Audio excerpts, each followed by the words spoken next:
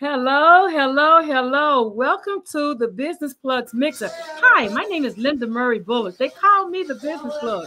And you have just joined the Business Plugs Mixer, where we have business conversations with business people for business people. And so I am so excited because I got business coaches, male business coaches on today. So I'm really excited about that. But before let them introduce themselves, I want to tell you two things so that my team don't jump on me. So the first thing is I'm helping minority and women-owned businesses get certified. If you are interested in that, there's a link in the wherever you're watching this. Go ahead and make an appointment. Let's talk about getting your business certified so you can position yourself to do more business. That's what we're doing. And second to that, I need to talk about October 4th, which is Friday. I am hosting a meetup. So it is a First Friday meetup, and I'm bringing in businesses from wherever you come from. Come meet me at Chef Express Cafe, which is at the UTC campus, right? The University of Tennessee at Chattanooga campus. We're at Chef Express Cafe. It's over in the West Campus. So meet me there, 6:30 Friday, 6:30 p.m. Friday evening. We're meeting up there from 6:30 to 8 o'clock. So those are my announcements. And now I would like to introduce you to my guest, who I'm so excited. When I thought about this months ago, it seemed like September was going to be way off, but here we are. So first of all, Kareem, hello, hello, hello. Thank you for joining us. What's up, Linda? Thank you for asking me to be a part of the Business Plug. I'm so excited to be here. Well, thank you, thank you, thank you. Tell them about you, Kareem, where you are and what you do and why you do. Sure. Well, my name is KARRIEM Kanston. I'm a business strategy management consultant and business coach, helping small business owners actually get unstuck from where they are and help them develop a GPS roadmap for growth. Also, I love to help people out with when they grow their business to find a business grant to fill in cash flow gaps or to hire new, or maybe they have current employees that they need to be trained. I know you told me about that training. Let me just tell you about that while we're mentioning that. You told me about that win with the capital, with the training money. And I'm like, man, that right there is a game changer. So thank you, thank you, thank you for that. Let me say that right there. That was a game changer for some of my businesses. And with that, Robert, come on in, Bobby, and tell us about who you are and what you do. Good evening, and thank you for having me. My name is Robert Johnson, but by all means, call me Bobby. I only get called Robert, but I'm in trouble. And before I jump in, my kids are with me. So if you see me doing stuff off camera, I'm dealing with twins right now. But beyond that, I'm a business consultant. My approach is a little bit different in the sense that it's data-driven because of my background. I'm also academic. I have degrees in accounting, finance, economics, and I'm currently getting my PhD in economics, and I also teach courses at the university. So I strive to have a strong educational component in the way I approach my consulting and coaching, along with pulling insights from data. I love it. I love it. You're data driven. And so you've taught my businesses how to make decisions based on data instead of feelings. Yeah. So both of you. And so both of you bring this like dynamic powerhouse to it. So this should be a great conversation because we're going to talk about sustainability planning, right? Somebody on my Facebook page the other day, 3 minority businesses closed like in a few weeks of each other. And they were like, well, why is it that Black businesses are closing at the rate they're closing, right? But I had to go in there and say, well, there's a lot of variables. So let's talk about the variables of why businesses close, gentlemen. Either one of you can start. I let KARRIEM take the first swing at this. Sure. So I'm gonna share this stat that's probably gonna blow everybody's mind. Is that it's not a stat, but what happens is that we look at a business closing a lot of times as failure, but it might be just a condition or the movement of a business. So like, let me give you an example. So if somebody buys a business and then they move it to a different place, or they buy the assets of a business and continue with the operation, it's still counted as sometimes a closure. but it could just be a change of ownership. And so, yes, the stats do say that we as Black and brown businesses have a higher failure rate, but we also need to peel that onion and look at like, why is this business not continuing or continuing? Right. Some of it might be like they might just be closing. Some of it might be maybe there's a condition, or maybe the person says, listen, I'm done. I'm going back to corporate America, and I tried this already, and I'm just closing just because. Absolutely. And I have found that a lot of times we close when we could have sold. Because we're not talking about acquisitions a lot in our communities. Exactly. And so teaching, that's my thing is, creating that exit plan in the beginning and then teaching us how to use that exit plan toward the end. Yeah, and to piggyback off of that, in my experience working in the community, most people that look like us who start business is because they want to pass it on to their kids. However, a lot of times the kids do not want the business. They want nothing to do with it. So going back to what both of y'all said, if they did not have an exit strategy into place, they end up just closing the business. And if they did have an exit strategy in place and the business actually showed, it may still count as a closure, right? But I think the biggest thing, based on what I see, is the reasons why our community start businesses. It's because we want to leave a legacy for our kids. We use that term legacy a lot. And a lot of times we don't realize that the person we want to take over this does not want to do so. And then what happens, right? Now, I think that for me is a positive in the sense that you have a business that closed because the intended next person up did not want it, not because the business was not successful, right? Right. Now, when we talk about businesses being unsuccessful in our community, a lot of it is cultural in a sense that a lot of us don't want to deal with banks. A lot of us don't want to keep clean accounting. A lot of us don't want to do a lot of these things that we are supposed to do. Yeah. And then when we still do that, or we try to do that, there's a knowledge gap, right? For a lot of us, we don't have that mentor, that seasoned person that we can go to and say, how will you deal with this? Because I know you dealt with this in the past. How do you came up on the other side? That means we need to pay for that expertise. And a lot of times the people that has those funds, has that knowledge, are not within our budget. Exactly. Yeah. And so, and to that point, I refer people to the Small Business Development Center, right? They can go to sba.gov, and they can, where it says local assistance, they can click there, put their zip codes in, and it'll show them all the small business development centers in their region. In addition to that, they can go to score.org and get free counseling, like free mentorship. So there are resources out there for them, but they may or may not know about them. So I love being able to share with people in our community, making sure the information trickles down, right? Making sure everybody know that you don't always have to close. I am trying to knock the glamour out of serial entrepreneurship. What do you think about, and KARRIEM, this is definitely one of your questions. What do you think about building empires versus the serial entrepreneurship? Good. That's a good question. So, I jumped in the franchise business in 2021, end of 2021, in the limited food service area. Bought one and then bought a second one. And I was tired of starting and stopping. So I have this great idea. You start.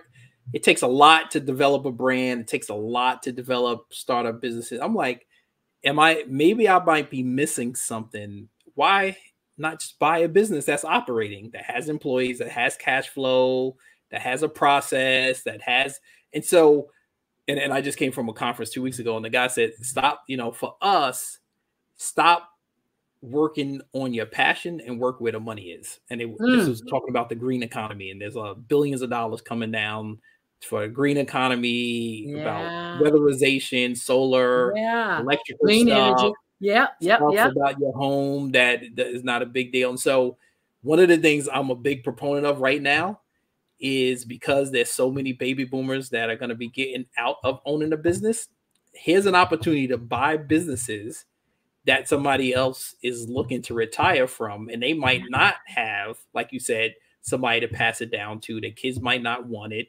and they're ready to sell. Right? Absolutely. And so here's an opportunity for you to buy a business, and you don't even have to be entrepreneurial. You just have to be a good, manager, business owner, leader. Get some people around you. And so I got this knack now. So now I'm looking for like a home service business to buy, because that's a huge growth area here in North Carolina. Anything with a home. It could be, I don't know, it could be cleaning, it could be electrical, it could be plumbing, it could be senior care, it could be clean out, landscaping, something that has to deal with the home, because it's a huge opportunity for people going to spend their money. We saw it in the pandemic, and it's still continuing. People are working from home more, so they're in their home more, and they're going to need resources. So I think we as people, we've been taught, especially if you come from the Black Holocaust slave trade, we have been groomed by the master to pull each other down and not work with each other. I know it. I know that collaborations. That's the thing, because I'm trying to teach people how to get certifications so that they can get contracts. And I'm also teaching them about collaborations, because collaborations get grant money. Like, Robert, you understand that too in your arena. Robert, you're in Kansas City. So it's the same thing, right? Like, collaborations get money. And so teaching us how to collaborate. Speak on that.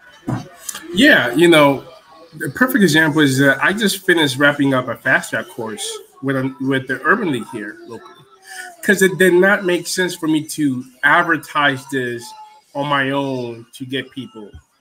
The Urban League already has more resources in the community. I come in, facilitate, and teach the course, and they provide the infrastructure and the people that need the knowledge. Absolutely. And I'm getting ready to teach another course with them, and a third course with the Black Economic Union here locally as well. But when I decided to get my certificate or become a facilitator for the Kaufman Fast Track program, it was always with the intention of partnering up with other organizations. It was never with the intention of me trying to make this a stream of income for myself, which it could be, right? But that was not my initial goal. And the reason for me is that, at least here, and I can't speak on New York anymore because I've been out in New York for some time. So at least here, where I am now, there is a gap. Most entrepreneurship service organizations, ECOs as we call them, service businesses that have been running for at least 2 years. Yes. There's nothing for someone that says, I have an idea, I don't know where to start. There's nothing for somebody who says, I want to buy this business, but I don't know if I come up with the funds, and then what? There's nothing for that person that has no knowledge, right? Nobody in their family. No conversation. This is not part of a dinner conversation. This is not part of a lunch conversation, that really wants to do this and understand this. It's hard work, right? Because it's not easy. Some of us make it look very easy, but it's not. And they don't know where to start. So when I got my Kaufman facilitator certificate, the goal for me was that use this program was I don't have to worry about developing. I don't have to worry about updating it as time goes by. They do all that. I can just come in and just teach it. And the goal was to provide this at that level. Anybody that wants to get started, does not know where to go or even how to start. The amount of people I speak to that does not understand the difference between a sales plan and a marketing plan, right? I know it. The amount of people that I speak to does not understand that your market, your niche, and your target audience are interconnected, but they're not the same. They're not the same. I know Sheryl Sandberg said your marketing gets you paid, and I mean your marketing gets you known, and your sales gets you paid. And so, you know, when I'm teaching classes, like, you know, you and I met through the Kaufman program, because I do the same thing over here on the southeast side of the world, like teaching, going to people hire me to come in and facilitate classes where I teach their business owners the background of business, right? And so, yeah, I get it. Partnering makes sense when you're doing that. And so I like that KARRIEM has that franchise experience, right? Because even in franchising, it comes with education. Like they walk you through the process, right? If you can get in the door, if Robin and I can get you to the door, then KARRIEM understands that they have a training session for their brand, right, KARRIEM? That's right. Well, what you all said was first step fast track. So in probably 2003, I got certified to teach. So we have that in common. I didn't know that, but it works, right? Yeah. And so I ran the only small business administration's microloan program in the state of Rhode Island for a number of years, and we used the First Step Fast Track program by the Kaufman Foundation, and so it's a great program, and so. And now you all got me thinking about maybe I need to go back and get recertified and use that curriculum again for people in the community. Huh? Come on and join us.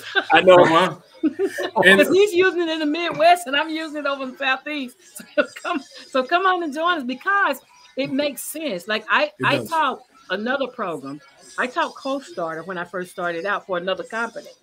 And then when I ran across the opportunity to join Kaufman, I was like, oh, wait a minute. And then looking at how a lot of people are developing programs, Robin's going to love this, how a lot of people are developing programs based off their experiences. Kaufman is an evidence-based program. And that's why it makes sense. Yes. And they have data. Globally recognized program. That's right. They have the data. And so one of the things I know about what some people are missing about franchising is that you have to have so much a big net worth. You have to have all this experience, and so you can partner with people. And then there's also other franchises that they don't cost a lot of money to start. So you can start a franchise for less than probably $100,000, $50,000. On top of it, my first business that we bought the franchise was only $125,000 to purchase. There you go.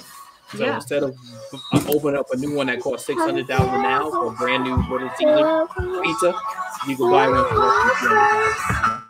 Yeah.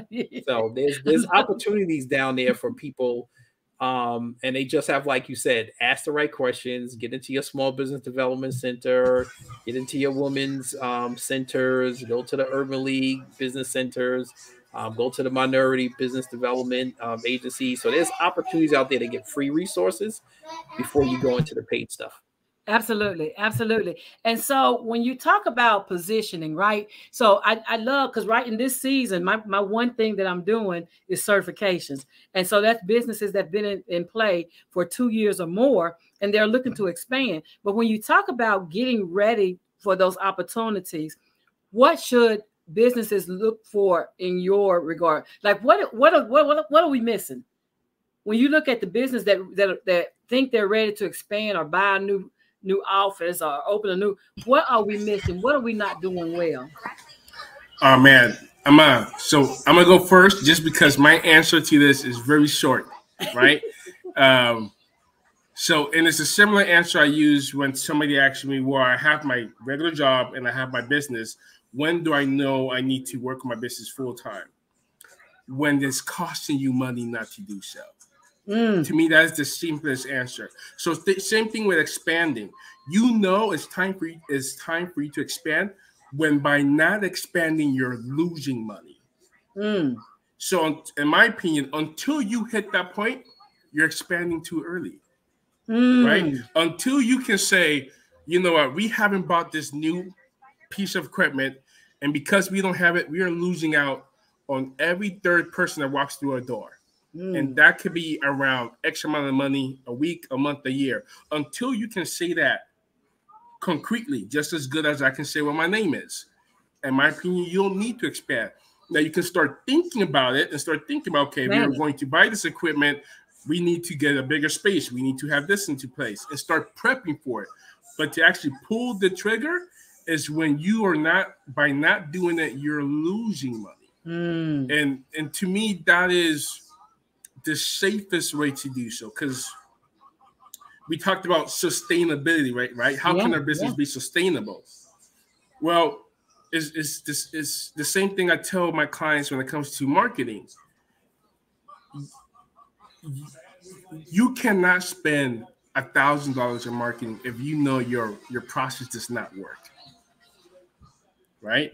And with paid advertising, you don't need to spend that much. If you're trying to test out an ad to a conversion page to a sales process, Facebook ads, $5 a day gets you 10 clicks. Well, okay, am I getting those 10 clicks? No. Well, your ad is not working. Am I getting those 10 clicks? Yes. Are they converting? No. So my converting process is not working.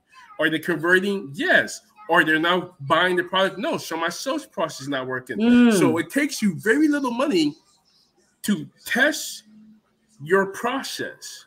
And once you know it's working, is when you can start pouring money into it, because now you can use data to estimate, right? So with $5, I get 10 visits to my website. My ad converts 50% of that. And at that 50% of that, 90% of those people buy my product. Now I want to increase my sales by X amount of money. How much more money do I need to spend on my ads based on that $5? Good right? stuff. So we watch these shows like Shark Tank, and we read these blogs and all these things, and we feel like we have to spend all this money right out the gate, and you do not have to. It is not imperative to do so. Now, there are cases where you do have to spend money. If I want to start a printing business, then I need to buy the equipment to print, right? There's nowhere around that. But if you are starting a, let's say, a digital business where all you need is your laptop and internet, you don't need to spend it. It shouldn't cost you hundreds and thousands of dollars to get up and running and figure out, is this actually going to be financially rewarding for me based on what I want to accomplish financially. Absolutely. So when it comes to when does a company need to expand and grow, to me is a very organic process. Is when you are sitting down with your team and you're realizing, if we do not do this, we're going to lose 100, 250, whatever money that is and whatever time frame that is. Until you get to that point, I don't think you should expand. You still testing things out to a certain extent. Absolutely. Thank you. KARRIEM. Yeah, sure. I'm in this I guess you call it a mastermind program right now. It's run by a local person, very successful person. He's retired. It's called 100 Days of Abundance. And he has this mindset of, if stop planning and do, right? And don't try, just do, right? And so I think about that because when I was in training, in my franchise training, there was a gentleman that was buying six business units of franchises at one time. And I'm like, why are you doing that? He's like, because with one, you're going to you're stuck at a certain level, but you need multiple to grow. And so one of the things I tell people right now is that if your mindset is not thinking big enough, you ain't gonna grow. You're saying to me, I'm the only person in my business. I don't know if I'm gonna hire another 1, 2, 3 people. You're not even thinking about growth. What you're thinking about doing everything yourself. So once you have people, and I got this knack by buying this franchise, knowing that I need to have at least, with the 2 units, anywhere from 20 to 30 people on payroll in a given month. It's not, I can't be the only one there, right? And so I have to think about the mindset. Who else do I need to help me and support me? And so if we are still thinking that I'm going to do everything, you don't have the mindset of growth. So think about growing and looking at an opportunity where you have no choice but to get help. You know, right? You have no choice. Like if you have 10 stores and each one it takes 30 minutes to get to, it's no way you can get to all those 10 stores in one day and run those stores by yourself. And so what has happened to us is that we think about this, everybody calls it the side hustle. And you know, we all do it, you know, off and on. Oh yeah. But what about the big hustle? Where now we are helping our community out, where we have people that look like us working for us, right? We're sewing into them, into their economics and helping them, you know, get an income and pay their bills. And then they see us as business owners instead of we're just trying to figure it out. Yeah. Let's be the Bill Gates. Let's be the, you know, I love it. Jobs of the world, right? We can do that. You know, we have many people like who was it? Magic Johnson has owned multiple companies. And, absolutely. You know, so there's many people out there that we could look to. It's just that, and so what I learned at a conference recently, you have the idea and it's big, money will follow. And I was like, what? But I'm like, who sponsored this conference? Investors that are looking for people to buy businesses and they're going to put their money in it because they could get a 37 times return on their investment if they invest in you buying a business that's doing anywhere from $5 to $20 million. Wow. Wow. And so, you know, there's a book called it's called Who Not How. And I read Who Not How. A client actually referred me to the book. It's by the same guy that did the 10X is better than 2X. Yep. Yeah. And so he talks about like most of us are stuck behind the how. We don't know how to do it. We're trying to learn how to do it ourselves. We want to do it all by ourselves. But if you're going to go higher, it's going to take more than you. And I'm always trying to get my businesses to write SOPs, right? Know what you're doing in your business so you can know who you're going to bring on. Because a lot of times, you know, I had these two IT recruiters, multi-million-dollar men. I mean, their companies, multi-million-dollar companies, and they were ready to bring on their first employee. And one needed he needed an assistant. The other needed an administrator. Like they needed two different people, but they wouldn't have known that. I had to have them to do time studies and we had to break that thing down because they didn't have SOPs. So we had to write SOPs and then we had to figure out who do you need first based on how you operate your business. And it's not one size fit all, right? But we think it is. We think it's, you know, if my best friend opened her business, then she can teach me business. She's a business coach because she opened her business. Tell me about that, guys. What that feels like. Yeah, can I say something also too? Because I gotta speak on this, and I know people might throw darts at me, but it's fine. We are getting help from people outside of this country because we could pay them lower wages. Yeah. Why not develop a business that is large that we could pay people here and our people to work for us? Yeah. When we go over to like the Philippines or all these other places and we're actually helping their economy, but what about our economy? Absolutely. And so I put that out there because there's a lot of people I talk to. I know that there's we need to reduce our costs. It's a great way to be efficient, but let's start thinking about how we could develop a business that it could grow so much. And now we can employ people here instead of people outside of the U.S. So I love it. Out there, because I know people, you know, I get tempted to, I want to go and get a VA from the Philippines. And I said, nope, I'd rather hire somebody here and pay somebody here. Absolutely. And that's the thing, because if you're a business coach, you know a virtual assistant. Like I know young ladies who are wanting to do virtual assistants because they like working from home and they don't want to go back into the office. And so they've opened these virtual assistant offices where they'll do your work, your administrative stuff for you. Mm-hmm. And you can do it from anywhere. The majority of the stuff you can do it from setting appointments, scheduling calls, introduction. Like there's a lot of things. But because if you are a solo entrepreneur and you're doing it all, you don't know how many things you're really doing. Exactly. You know, so to Karriem's point, from an economic standpoint, I always find that interesting because businesses always wants to pay low, sell their product high. If everybody is paying low, who's going to buy your product? They don't think that way. So that aside, you know, one of the things I do with my clients is that we talk about an operational plan, a tactical plan. How are you going to run your business? What things you're going to do? How frequently you're going to do? What software you need? Do you need software? And all that, because I always tell my clients, you may be thinking about this business as KARRIEM as a side hustle for now, but I make them go through a process of visiting. You know, what is the biggest version of this that you can imagine? Even if that's not what you want to do right now, what is the biggest version of this can you imagine? And it's, to me, I always find it surprising. All the people that say, well, it's just a side hustle, I just want some extra money. When they come back, they have these very elaborate organizations. And I always tell them, so why not run your organization with that goal? You don't have to go there, right?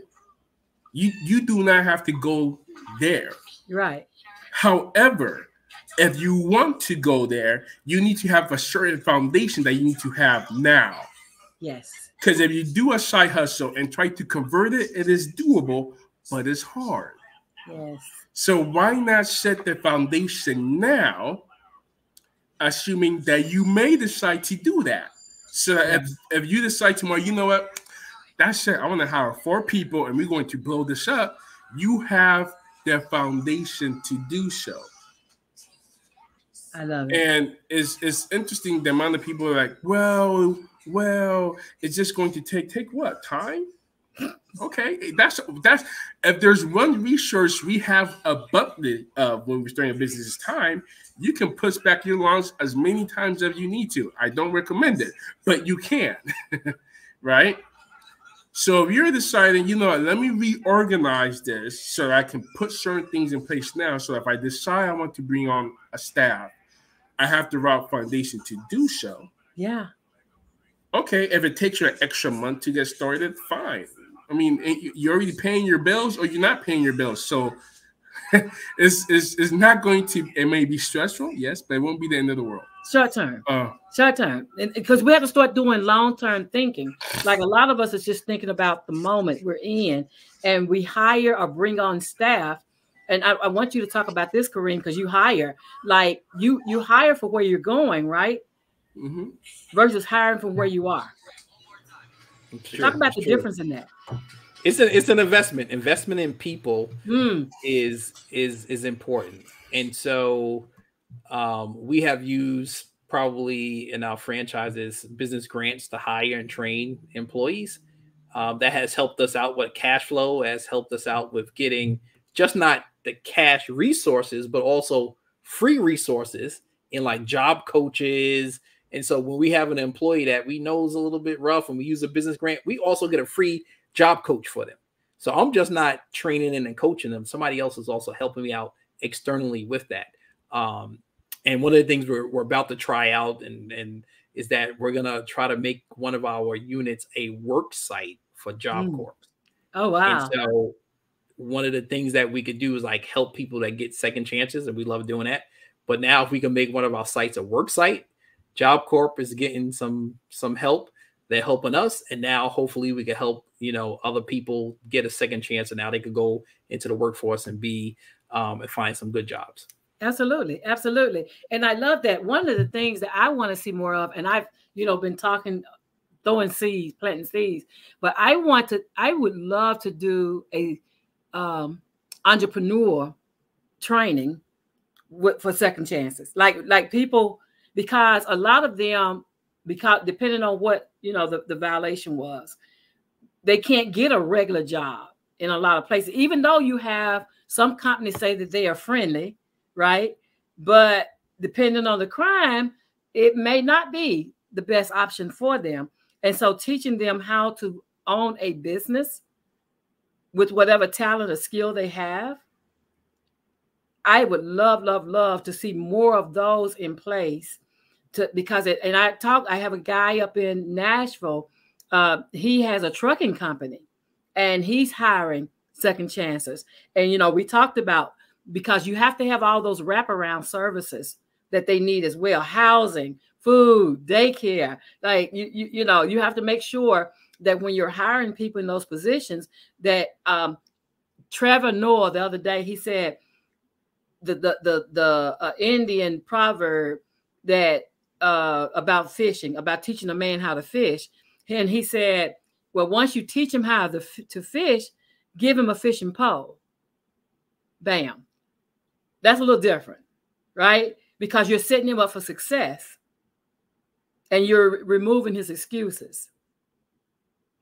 And so I'd like to see more of that being done for people that want to have a second chance, like giving them other options. If you can't not become employed traditionally, then how can we reskill you to be an entrepreneur? So, yeah.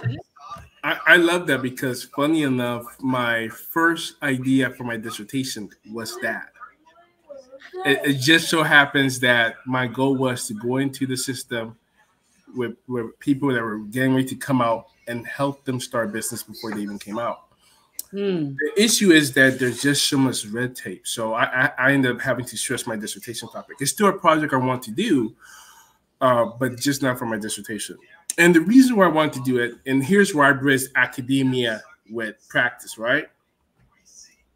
Somebody who was incarcerated and comes out has a hard time finding work. We know this. When they do find work, they get paid a lower wage. We know this. What people don't understand is that affects wealth transfer. So how many times they were away, they were not earning an income. When they come out, they're earning a lower income. And then if you add in race, gender, and other things, the income can even be lower than that. Yes. And there's research that shows that your kids are going to earn between 15 plus or 15 minus of what you earn. So if I earn 50K, my kids are going to earn anywhere between 35 to 65. So we are talking about in our community how to break that six-figure gap. We as parents need to get closer to that gap. Now, is it always a guarantee? No. But my son makes more than me.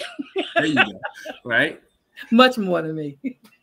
So it is one of those things that, for me, looking at research, looking at how income inequality in our community is so vast, looking at how wealth generation, wealth transfer in our community is so vast, is one of the reasons why I wanted to do it. And then, you know, it's just one of those things where entrepreneurship could be the potential great equalizer. Yeah, right. Exactly. In the sense that you could have somebody that could not work for 10 plus years or whatever, how long it was, and then they start their own business or making millions of dollars. Absolutely. We financially, we just corrected course, not just for them, but for their entire life. I don't want to say generation, but yeah, it changes the trajectory for the whole family. And not only that, right? What did we talked about earlier? Now they're having these conversations at dinner, at lunch, right? So it changes so much for that family. So, and even if they don't make $1 million or become a multimillionaire, let's just say they make $100K a year after taxes. That is still six figures. That's still a significant amount of money from zero. And I love that. I'm going to jump in here because we went over time, but I want to make sure that both of you are making people aware of the things you have going on. So KARRIEM, talk about your business grant 3-day challenge. Sure. So I have a business grant 3-day challenge. It's free, no cost, coming up October 8th, 7 p.m. Eastern Standard Time. And I do want to plug, you talk about helping people with second chances. There's a nonprofit here that started out in North Carolina called Inmate to Entrepreneurs. It was started by a very wealthy gentleman. He used to own a SaaS company. And so he developed this whole program about training inmates to be entrepreneurs on the inside and outside. I think his name is Mr. Hamilton. Might want to connect with him because it is an equalizer, right? And absolutely, if we could get those people, they could learn that business inside, come out and start that landscaping business or start the business that doesn't have a lot of barriers. They could take it to the next level, and also they're providing a good income for themselves. I love that. I love that. Thank you for that. And so that is it. When does the challenge start? The 8th of October. October 8th. Yep, 7 p.m. Eastern Standard Time. I think I put the comment. I'll put the link in the comment section. And also want to thank you, Miss Linda, for inviting me today. Also, but hey, like I said, when we talked, and it's been some months ago when we talked, but I thought, I have to do this. I have to bring both of them on because to see you all in this business coaching things, like there's a plethora of women, right? But to see guys doing it and to see it on the level that you guys are doing it, like you have that franchise experience, and then Robert has that data entry, the data analysis experience. Like having you two together has been an honor for me. Meeting both of you, in these different groups we're in, and then we found out we were all Kaufman people too. So that's a plug. That says a lot. But I just wanted to make sure that we had this conversation. Robert, what do you have coming up? Yeah, I don't have nothing going on right now. Well, you said the Urban League thing is coming up soon. Yeah, right? So but that's local. Okay. So if you're not in the Kansas City, Missouri, or Kansas City, Kansas area, the best way to just get a hold of me is just LinkedIn. And I know this is not good for business, but I always have 20-minute conversations for people because I think back when I was getting started years and years ago, right? Sometimes that 20-minute conversation can be a life changer. Absolutely. You can provide them. We three have enough experience that in 20 minutes we can provide a wealth of resources that can change somebody's trajectory. Absolutely. And 20. The Lion King. Okay, bye-bye. I love the babies. This is real life. This is what happens in real life. Like when you record live, you have to know that the babies, the cats walking across the screen, but whatever happens. And that's the thing about when you're doing it live. And I'm not opposed to that. That's why this is an organic show. We do it this way because life is still lifing while we're trying to help save businesses. We have a life too. We have kids. We have family. We have people we support as well. So yeah, absolutely. Man, I lost my train of thought. Okay, what was I saying? Well, so the Urban League, Urban League thing that you have coming up is when? It's going to start late October, early November. We haven't defined a date because we just ended our last one a week and a half ago. Okay. And so I'm getting ready. So in the state of Tennessee, the group that I work with, shout out to Black Business Boom up in Nashville, Tennessee. Awesome. I've been working with them. I have a group I'm working with in Memphis right now. I've completed a group with Nashville. We're helping them get certified at the local, the state, corporations, and the federal levels. And that's we're getting ready to do a entrepreneur open to the whole state of Tennessee. We're going to open it up and do it online and do one of Kaufman fast tracks from the state of Tennessee with funding that we received from the state of Tennessee. So look for that in November. We're going to finish up what we're doing in Memphis right now, and then look for that in November that we're going to be, if you live in the state of Tennessee, we're going to be helping you get hooked up with the fast track program. So I thank you. You guys hold on for a minute while I close. What takeaways would you like them to have? And I'll give you a minute each to give you a takeaway.